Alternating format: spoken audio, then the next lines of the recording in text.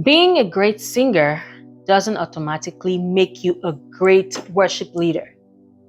And I think one of the reasons is that many of us were never actually taught how to make the transition from singer to worship leader. I know I wasn't. I started singing in choirs when I was about 8 or 9 years old. And when you're a singer, you learn certain things. You learn how to stay on key, you learn your part, you learn harmony, you learn how to listen to other singers. And if you're particularly gifted vocally, people notice. They tell you, wow, you can really sing. And eventually, somebody gives you a microphone and says, lead worship. But here's the question: when did anybody actually teach you how to lead? Because somewhere between being handed that microphone and actually becoming a worship leader, there is a transition that has to happen.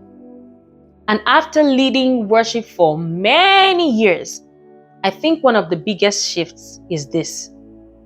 The microphone can no longer primarily be about your voice. It has to become about your responsibility to lead. Let me explain what I mean. From how do I sound to where am I leading? As singers, we are naturally very conscious of how we sound. Am I singing the right note? Am I on pitch? Is this key the best for my voice? Can I hit that high note? How is my tone? And there's absolutely nothing wrong with that. I believe in excellence. If you're going to lead worship, please learn your songs. Develop your voice. Rehearse. Know what you're doing. But here's what I also had to learn. I can sing beautifully for 20 minutes and still not necessarily lead anybody, because leadership asks a different set of questions. Instead of only asking, how do I sound? I have to start asking, where am I leading? Why am I singing this song? What truth are we declaring? Can the congregation actually sing along with me? Am I creating space for them to participate, or am I doing all the singing? Is this key comfortable only for me, or can the average person in the room actually sing it? And that's a very different mindset. Because sometimes the thing that showcases my voice the best isn't necessarily the thing that serves the congregation the best. There are moments when I could do a vocal run, but I don't need to. There are moments when I could take the song higher, but I don't need to. There are moments when I could keep singing, but maybe I need to leave some space, some quiet time for meditation, for the words to actually breathe on us. Because the goal isn't listen to me worship. The goal is come, let's worship. And I think that's one of the biggest transitions a singer has to make when becoming a worship leader. You're still a singer. Your voice still matters. Musical excellence still matters.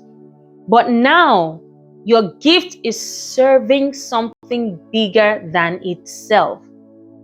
You're no longer responsible only for your part. And this mindset shift affects something else too. When you're a singer on a worship team, you're primarily responsible for your assignment. Learn your lyrics, know your harmony, know the arrangement, come prepared, listen to the leader, know your part well. But when you are the worship leader, suddenly your responsibility becomes bigger, much bigger. Now I'm thinking, does the band know where I'm going? Do the backing vocalists know what I am doing? Have I communicated the arrangement? If I'm going to repeat this section, does everybody know? If we're going to change something, have I communicated that? How are we transitioning into the next song? And this is something I had to learn over the years. Something can be extremely clear in your head and completely unclear to everybody else. And believe me, I have learned this the hard way. Your team cannot read your mind. They are not mind readers. You may know exactly what you want to happen. You are thinking, we'll sing this chorus. Maybe we'll sing it twice. Then I'll spontaneously go into the next song. The keyboard player will follow me. The backing vocalist will somehow know the harmony. And then you get there and nobody follows you. Trust me, I learned this the hard way. And it's very easy as the leader to think, what's going on? Why aren't they following me?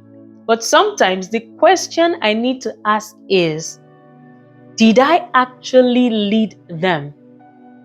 Did I communicate clearly? Did we rehearse this? Did I give my musicians enough information to support what I'm trying to do? That's leadership. And I've learned that sometimes what looks like a team problem is actually a leadership problem. That's humbling. I learned that myself. Because now I can't just be concerned about whether I came prepared. I have to think about whether I have helped us come prepared. And that's really the point I want to make in this video. The transition from singer to worship leader isn't about you. Stop caring about singing. You should care. Keep developing your voice. Keep learning music. Keep improving your craft. Like me, after over 15 years of leading worship, I'm learning how to play the piano. But something has to shift in the way you think. You move from how do I sound to where am I leading? You move from do I know my part to does my team know where we are going? You move from thinking primarily about your gift to thinking about the people your gift is supposed to serve and bless. And I think that's when we really begin to understand worship leadership. And I want to talk about this more because there are so many people who genuinely love God and are incredibly gifted singers and suddenly find themselves leading worship. But nobody ever really taught them how to lead. I was one of those people. And a lot of what I know now, I've learned through experience, through mistakes, through watching other people, serving on teams, and continuing to grow. And I'm still learning. So over the next several videos, I want us to talk about the transition from I know how to sing to I know how to worship. And in the next video, I want to talk about one of the practical areas where this difference becomes very obvious. How do you actually build a worship set? Not just choosing 4 or 5 random songs you love, but building a set intentionally. Because there is a difference. So if you're a singer learning to lead worship, or you're already leading and you want to grow in it, subscribe and join me for this series. I'll see you on the next one.